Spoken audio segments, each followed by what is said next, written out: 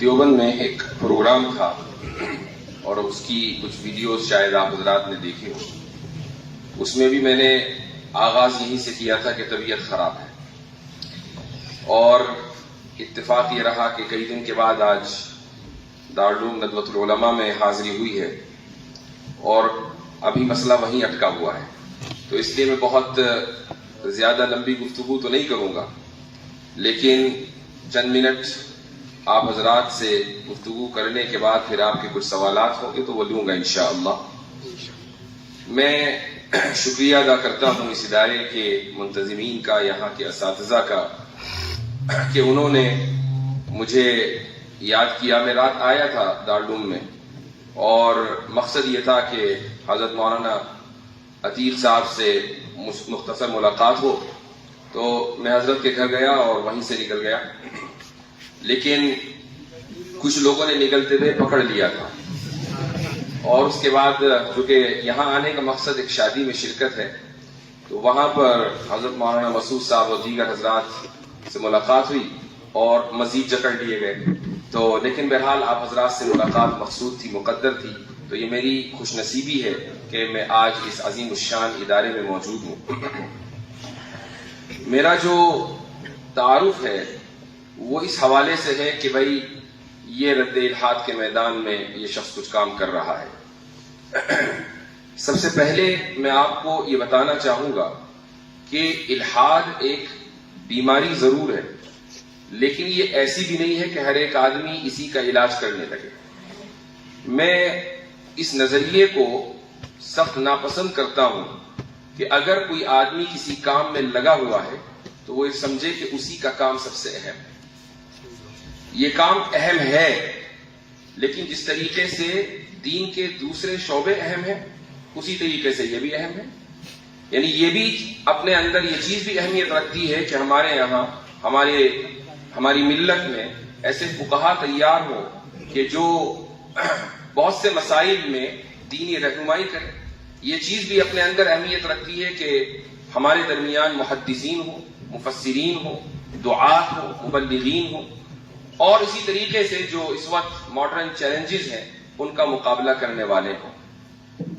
یہ بات میں نے اس لیے کہی کہ گزشتہ چند دنوں میں یہ چیز میں محسوس کر رہا ہوں کہ ایک واقعہ جو بہت مشہور ہو گیا، تو اب ہر ایک طالب علم یہ سوچنے لگا کہ مجھے بھی یہی کام کرنا ہے. میں آپ حضرات کو صرف یہی کہوں گا، آپ سے تجربے میں کچھ زیادہ میرا تجربہ بڑھا ہوا ہے، اور اس کی وجہ یہ ہے کہ میں 20 سال سے تقریباً کام کر رہا ہوں. آپ میں سے اکثریت ابھی یہاں پڑھ رہی ہے. تو اپنے تجربے کی بنیاد پر میں یہی کہوں گا کہ جس چیز سے آپ کو دلچسپی ہو، وہ چاہے تفسیر کا میدان ہو، اصول تفسیر کا میدان ہو، حدیث ہو، اصول حدیث ہو، وہ فقہ و فتاوی ہو، اس چیز ہی میں آپ کو، اسی میدان میں آپ کو اختصاص کرنا چاہیے، چونکہ ہمیں ہر میدان کے جو اختصاص رکھنے والے افراد ہیں ان کی ضرورت ہے. رہی بات الحاد کی، جی ہاں، دنیا میں الحاد پھیل رہا ہے، لیکن الحاد کی شکار سب سے بڑی قوم عیسائیت. عیسائیت میں سب سے زیادہ الحاد ہے. امریکہ میں ایک زمانے میں ملحدین کی تعداد ایک پرسنٹیج کے مطابق 7-8% تھی، آج سے 20 سال پہلے. وہ بڑھ کر تقریباً 45% ہو گئی ہے. تو اس سے اندازہ لگائیں کہ ملحدین کتنی بڑی تعداد میں امریکی معاشرے میں ہے. یہاں کا کوئی ایسا ڈیٹا نہیں ہے، لیکن ایک رف ایسٹیمیٹ ہے کہ 7-8% ہوں گے. اور یہ 7-8% بھی تمام اقوام میں ہے، صرف مسلمانوں میں نہیں ہے، تمام اقوام میں ہیں. اس میں مسلمان بھی ہیں، اس میں ہندو بھی ہیں، اس میں عیسائی بھی ہیں، اس میں سکھ بھی ہیں.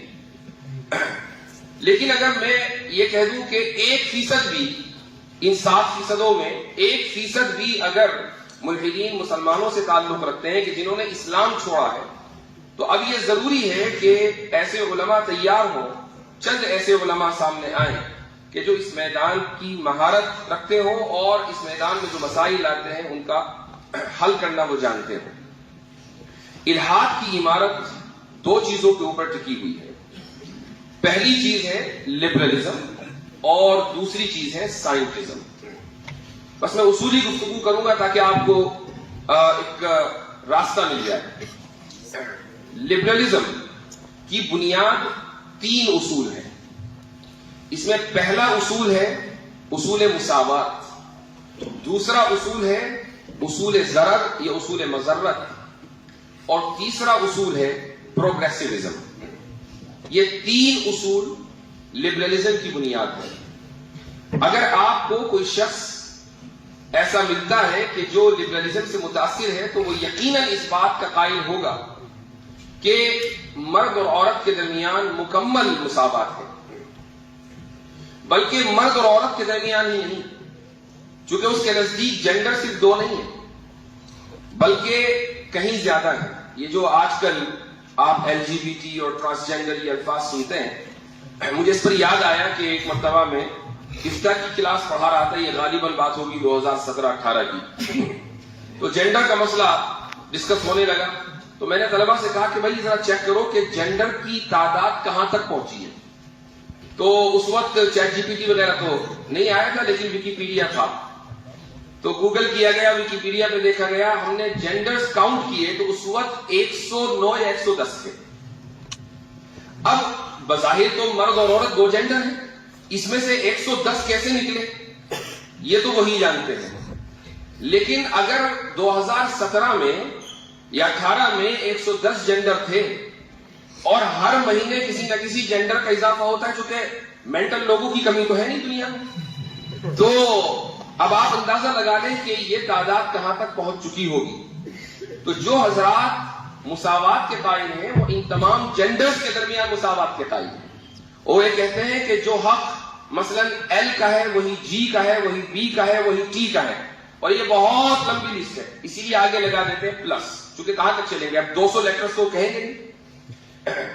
تو یہ پہلی بنیاد ہے۔ مساوات کا جو مسئلہ ہے یہ چلا اگرچہ مغرب سے ہے، لیکن ہر وہ معاشرہ جو مغربی تہذیب سے متاثر ہے، اور مغربی تہذیب سے ہر وہ معاشرہ متاثر ہے کہ جہاں اسکولی تعلیم مغربی جو خطوط ہیں ان کے اوپر استوار ہے، یہاں تک کہ اگر کوئی ایسا اسکول ہے جو مکہ میں بھی ہے تو وہ شخص چاہے مکہ میں یعنی حرم میں 5 نمازیں جماعت کے ساتھ ادا کرتا ہو، اگر اس کے ذہن میں یہ بات ہے کہ تمام جینڈرز کے درمیان مساوات ہونی چاہیے تو وہ شخص لبرل ہے۔ یہ پہلا اصول ہے۔ دوسرا اصول ہے اصول ضرر۔ اصول ضرر کا مطلب یہ ہے کہ ہر شخص آزاد ہے یہاں تک کہ وہ آپ کو مالی یا جسمانی اعتبار سے نقصان پہنچائے۔ اگر وہ مالی اور جسمانی نقصان پہنچاتا ہے تو اب اس کی آزادی پر پابندی لگائی جا سکتی ہے۔ مثلا ایک شخص ہے کہ کسی نے اس شخص نے فراڈ کیا کسی دوسرے شخص کے خلاف، تو فراڈ کے چارجز میں اس کو جیل میں ڈال دیا جائے گا کیونکہ اس نے دوسرے کو مالی نقصان پہنچایا۔ ایک نے کسی دوسرے کو مار دیا، قتل کر دیا، یا کوئی ایسا جرم کر دیا کہ جس سے سامنے والے کی صحت متاثر ہوئی، تو یہ شخص چونکہ جسمانی نقصان پہنچانے والا ہے تو اس کو بھی پھر جیل میں ڈالا جائے گا۔ تو اس کی جو آزادی ہے اس پر پابندی لگے گی اگر وہ مالی یا جسمانی نقصان پہنچاتا ہے، لیکن اگر نقصان مالی نہ ہو، جسمانی نہ ہو، تو ایسے شخص کی آزادی کے اوپر پابندی نہیں لگائی جائے گی۔ یہ اس اصول کی بنیاد پر دنیا بھر میں قوانین بنتے ہیں۔ مثلا اسلام میں، اسلامی شریعت میں قانون ہے ارتداد کے متعلق کہ اگر اسلامی حکومت ہے اور وہاں کوئی شخص مرتد ہو جاتا ہے تو اس کی سزا ہے، یہ ایک فقہی مسئلہ ہے۔ اب آپ اگر سیکولر سوسائٹی میں جائیں تو وہ یہ کہیں کہ یہ آزادی اظہار رائے ہے۔ اگر کوئی شخص اپنا مذہب تبدیل کرتا ہے تو اس نے آپ کو کون سا مالی نقصان پہنچایا، اس نے آپ کو کون سا جانی نقصان پہنچایا، یہ اس کی آزادی کا مسئلہ ہے، آپ اس کی آزادی کو لمٹ نہیں کر سکتے۔ آپ دیکھتے ہوں گے کہ مغربی ممالک میں ایسا بہت ہوا گزشتہ 20-25 سالوں میں کہ کبھی قرآن کریم کا نسخہ جلا دیا گیا، کبھی آپ صلی اللہ علیہ وسلم کی شان میں گستاخی کر دی گئی۔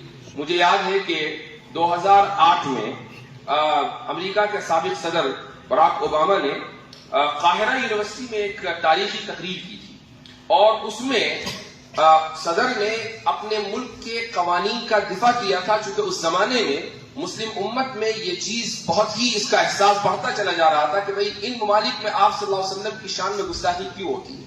تو اس نے یہ اصول بتایا کہ چونکہ وہ شخص اپنی رائے کا اظہار کر رہا ہے، کسی کو مالی اور جانی نقصان نہیں پہنچا رہا ہے، تو اس لیے اس کو یہ حق ہے کہ وہ اپنی رائے کا اظہار کرے۔ مغربی تہذیب اسی اصول ضرر کے اوپر قائم ہے۔ یہ دو اصول ہیں لبرلزم کے۔ تیسرا اصول یہ ایک تفصیل طلب ہے، اس لیے میں آگے بڑھتا ہوں. الحاد کی جو دوسری بنیاد ہے وہ ہے سائنٹزم. سائنٹزم اور سائنس میں بہت بڑا فرق ہے. سائنس کیا ہے؟ سائنس کے مظاہر ہم اس وقت دیکھ رہے ہیں. آپ کے سامنے ایک بڑا پروجیکٹر رکھا ہوا ہے، اسکرین رکھی ہوئی ہے، آپ میں سے بہت سے کے ہاتھ میں فون ہے، یہ پنکھے ہیں، یہ لائٹ ہے، یہ سارے کے سارے سائنس کے مظاہر ہیں. اگر سائنس ترقی نہ کرتی تو یہ مظاہر یہ ہمیں نظر نہ آتے اور ہم ان سے استفادہ نہ کر رہے ہوتے. تو یہ ممکن نہیں ہے کہ کوئی بھی شخص اسلامی اعتبار سے، شرعی اعتبار سے سائنس کی مخالفت کرے. یہ ممکن نہیں ہے. سائنس تو ہماری خادم ہے اور ہم مخدوم ہیں، تو ہم اپنے خدام کی مخالفت کیوں کریں گے؟ اصل مسئلہ ہے سائنٹزم. سائنٹزم کیا ہے؟ جو ڈیبیٹ ہوئی تھی 20 تاریخ کو، اس میں ہمارے ڈیبیٹر نے یعنی مفتی شمائل صاحب نے یہ لفظ بولا تھا. انہوں نے کہا تھا کہ ہمیں سائنس سے مسئلہ نہیں ہے، ہمیں سائنٹزم سے مسئلہ ہے. سائنٹزم کیا ہے؟ سائنٹزم کا مطلب یہ ہے کہ ہم سائنس کو حق اور باطل جاننے کا آخری پیمانہ سمجھ لیں. سائنس ہی کی بنیاد پر یہ طے کریں کہ صحیح کیا ہے، غلط کیا ہے، مورل کیا ہے، امورل کیا ہے. یعنی کون سی چیز اخلاقی ہے اور کون سی چیز غیر اخلاقی ہے، سائنس ہمیں بتائے. یہ ہے سائنٹزم. لیکن یہ عجیب و غریب بات ہے کہ اسکول اور کالجز میں پڑھے ہوئے نوجوان جو الحاد کے دلدل میں دھستے چلے جا رہے ہیں، انہیں سائنس اور سائنٹزم کے درمیان فرق نہیں پتا. وہ یہ کہتے ہیں کہ ہم اللہ تعالیٰ کو اس وقت مانیں گے جب سائنس کے ذریعے ہمیں پتا چلے گا کہ اللہ موجود ہے.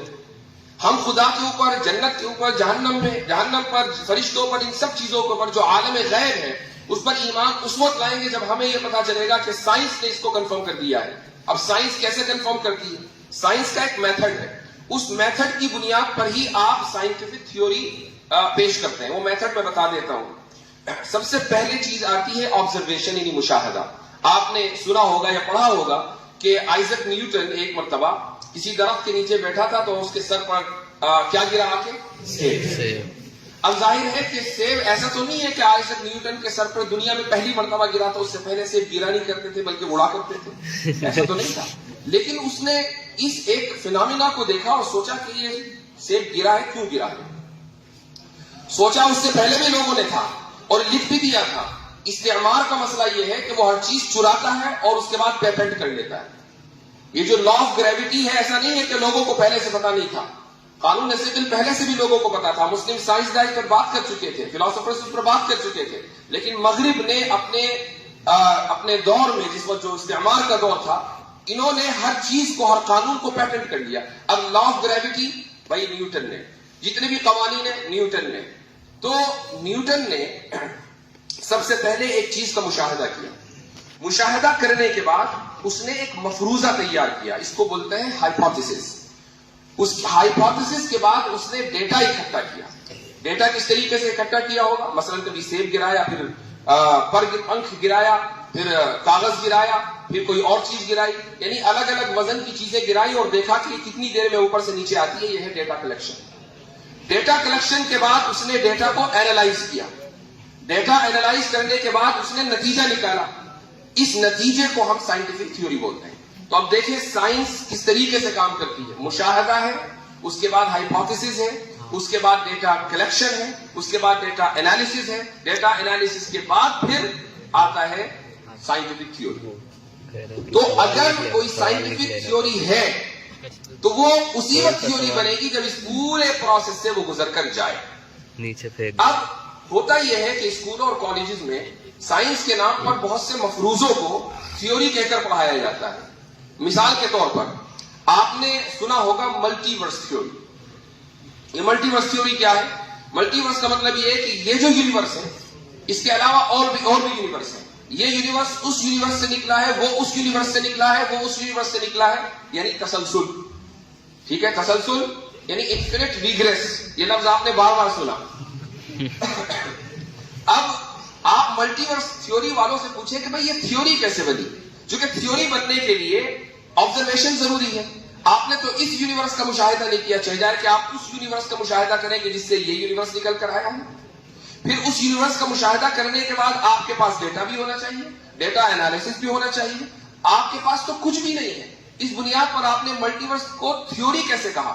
اور تھیوری کا لفظ ملٹیورس کے ساتھ چلا کر اسکولوں کالجوں میں پھیلا دیا گیا اور ان کو یہ بتا دیا گیا کہ یہ یونیورس یعنی یہ کائنات جس میں ہم رہتے ہیں یہ قدیم ہے، یہ ازلی ہے، اس سے پہلے ایک اور یونیورس تھا، اس سے پہلے ایک اور یونیورس تھا، تاکہ خدا کی ضرورت ہی نہ رہے.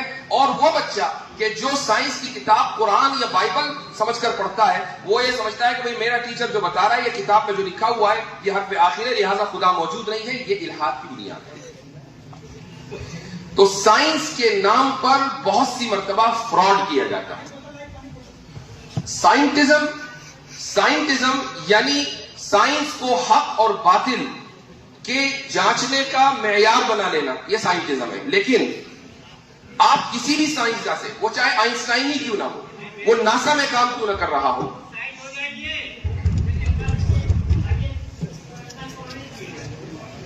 سوالات آپ سائنسدانوں سے ضرور کریں.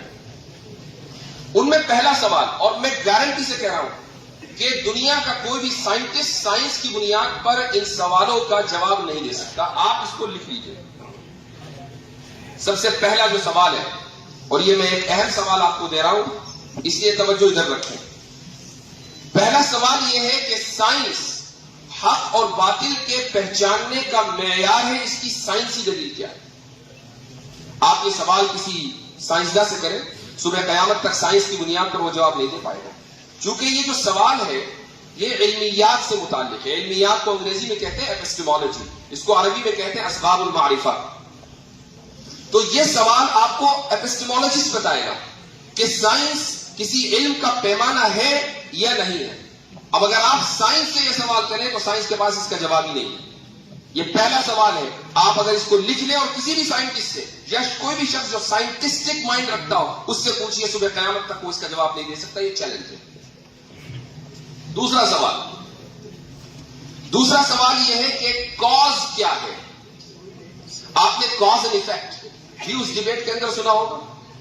اور ایک ایسا لفظ کوئی جو اس ہفتے سب سے زیادہ گوگل کیا گیا، وہ سب جانتے ہیں، کنٹینجنسی. یعنی یہ لفظ چڑ بن گیا ٹو ایڈوکیٹ صاحب. اور وہ لوگ کہ جو اس کا تلفظ بھی نہیں کر پا رہے تھے، ماشاءاللہ بڑے کانفیڈنس کے ساتھ لفظ بولتے ہیں کنٹینجنسی. کم سے کم ڈیبیٹ کا یہ فائدہ ہوا کہ ان کی ووکیبلری میں ایک لفظ کا اضافہ ہو گیا. یہ جو کنٹینجنسی ہے اس کا مطلب یہ ہے کہ ایک معلول ہے یا ایفیکٹ ہے، اس کا ایک کاز ہے، اس کے پیچھے ایک سبب ہے، ایک مسبب ہے، اس کے پیچھے ایک سبب ہے، پھر وہ سبب ہے، اس کے پیچھے بھی ایک سبب ہے، پھر اس کے پیچھے بھی ایک سبب ہے. اس کو بولتے ہیں کاز اینڈ ایفیکٹ. کاز کی ڈیفینیشن کیا ہے؟ کاز کسے کہتے ہیں؟ آپ سائنسدانوں سے پوچھ لیجئے، صبح قیامت تک اس کا جواب نہیں دے پائیں گے، چونکہ سائنس کا یہ میدان نہیں، سائنس اس کا جواب نہیں دے سکتی. تو جو شخص سائنٹزم میں مبتلا ہے اس سے یہ سوال کریں کہ بھائی کاز کیا ہے، اس کا جواب دے دو. حالانکہ آپ کی پوری سائنس کاز اینڈ ایفیکٹ کے اوپر مبنی ہے، آپ کاز کو ڈیفائن نہیں کر سکتے. تیسرا سوال لیتا ہوں. تیسرا سوال ہے کہ کیا، ایک انگلش اصطلاح بتا رہا ہوں میں آپ کو اور انشاءاللہ آپ کے کام آئے گی اگر یاد رہی. کیا موڈس پوننس ایک ویلڈ آرگیومنٹ ہے یا نہیں؟ موڈس پوننس یہ انگریزی لفظ نہیں، اگرچہ انگریزی میں استعمال ہوتا ہے. اس کو عربی میں بولتے ہیں القیاس الاستثنائی.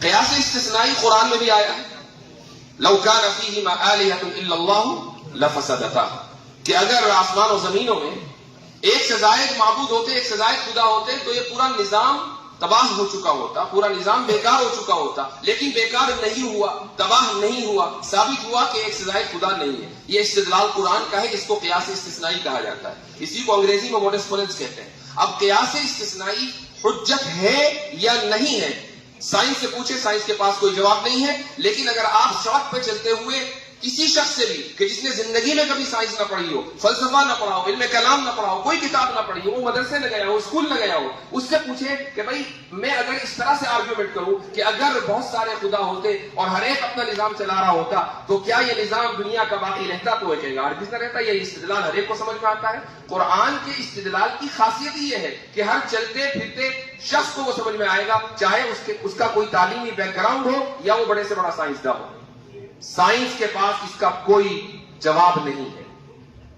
ایک اور آپ کو سوال دیتا ہوں. وہ سوال یہ ہے کہ سائنس ہمیں یہ بتاتی ہے کہ جب ایک عورت حاملہ ہوتی ہے، پریگننٹ ہوتی ہے، تو اس کے اتنے دنوں کے بعد پیٹ میں پلنے والا بچہ درد محسوس کر سکتا ہے. یہ سائنس نے ہمیں بتایا ہے. وہ 2 مہینے ہو سکتے ہیں، 3 مہینے ہو سکتے ہیں، یہ سائنس نے ہمیں بتایا.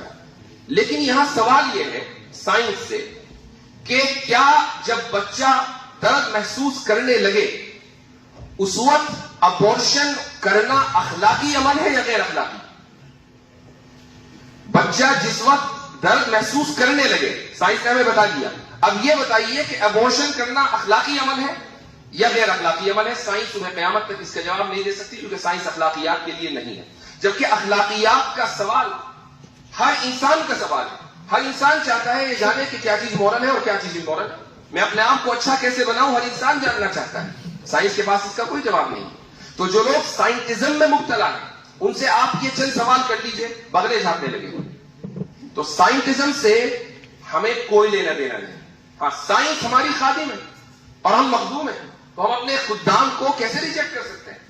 تو سائنس کا جو درجہ ہے اس کو وہ درجہ دیں، اور سائنٹزم کا جو درجہ ہے اس کو وہ درجہ دیں. لہذا اگر کوئی شخص یہ کہے کہ میں خدا کو اس وقت مانوں گا کہ جب سائنسی طور پر مجھے دلیل مل جائے، یا عالم غیب کو اس وقت مانوں گا جب سائنسی طور پر مجھے دلیل مل جائے، میں روح کو اس وقت مانوں گا جب سائنس یہ ثابت کر دے کہ غیر مادی وجود بھی ہوتا ہے، تو اس وقت میں ان چیزوں کو تسلیم کروں گا. ایسا شخص سائنٹزم کی بیماری میں مبتلا ہے، اور سائنٹزم خود ایک ان سائنٹیفک بیہیویئر ہے.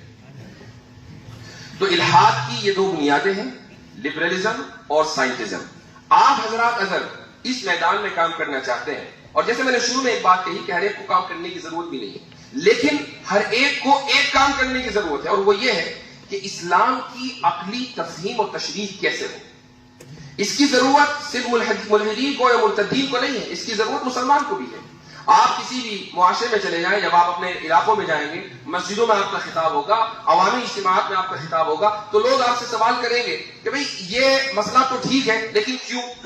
اس کی حکمت کیا ہے؟ اس کی علت کیا ہے؟ اس کے پیچھے وجہ کیا ہے؟ اگر آپ نے اس کی عقلی تفہیم و تشریح کر دی تو سامنے والے کا ایمان مضبوط ہوگا. تو اس چیز کا تعلق ہر ایک سے ہے، اور اسی لیے جب تک آپ اپنے مدرسے کی زندگی میں ہیں، آپ اس چیز کو اپنا نصب العین بنائیں. سب سے پہلے کہ جو کتابیں آپ کے درس میں داخل ہیں ان کتابوں کو آپ پابندی کے ساتھ، توجہ کے ساتھ، مکمل فوکس کے ساتھ پڑھیں.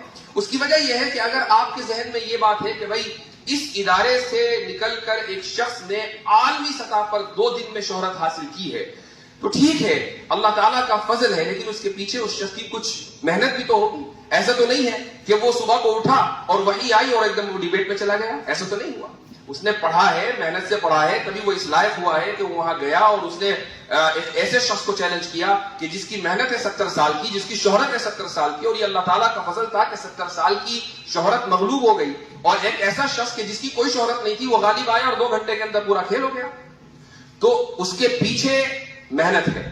اس لیے آپ حضرات اگر کسی شخص کو یہ دیکھیں کہ ہاں بھائی ہمارے میں سے ایک شخص آگے بڑھا ہے، تو اس کے سفر کو بھی دیکھیں کہ اس نے کیسے یہ قدم اٹھایا ہے. تو جو آپ کی درسی کتابیں ہیں، جو بھی آپ کے نصاب میں شامل ہیں، جو بھی آپ کے اساتذہ آپ کو پڑھاتے ہیں، یہ ضروری ہے کہ آپ اس کو، ان تمام کتابوں کو نہایت توجہ سے پڑھیں. یہ کرنے کے بعد اب آتا ہے آپ کا خارجی مطالعہ. چونکہ درسی کتابیں صرف آپ کو ایک طریقہ دیتی ہیں، آپ کو بنیاد فراہم کرتی ہیں. بنیاد کے بغیر عمارت بنی نہیں سکتی، اس لیے عمارت میں بنیاد سب سے اہم چیز ہے. لیکن اگر آپ خالی بنیاد بنا کر فارغ ہو جائیں اور کہیں کہ بس اسی بنیاد میں رہیں گے تو ظاہر ہے کہ یہ ناممکن ہے. بنیاد کے اوپر عمارت بنانی ہے، اور عمارت کتنی مضبوط اور کتنی خوبصورت ہو یہ آپ کے اوپر موقوف ہے. جتنا آپ مطالعہ کریں گے، خارجی مطالعہ کریں گے، اتنے ہی آپ کی جو عمارت ہے علمی وہ مضبوط ہوگی، پائیدار ہوگی اور اٹریکٹیو ہوگی. یعنی لوگوں کو اپنی طرف بلائے گی، لوگ چاہیں گے کہ اس عمارت کا وزٹ کریں. یہ تبھی ہوگا نا کہ جب آپ کے پاس مطالعہ ہو، مطالعے کی قوت ہو، استدلال کی قوت ہو، اور آپ کے پاس ڈیلیوری کی پاور ہو. یعنی آپ یہ جانتے ہو کہ میں اپنے علم کو ڈیلیور کیسے کروں. اس کے لیے لسان قوم جاننا ضروری ہے. لسان قوم صرف انگریزی نہیں ہے، ہندی بھی ہے، سنسکرت بھی ہے، اور مقامی زبانیں. آپ کیرلا میں ہیں تو آپ کو کیرلا کی زبان آنی چاہیے، ملیالم آنی چاہیے، تمل آنی چاہیے، انگریزی تو ہے ہی.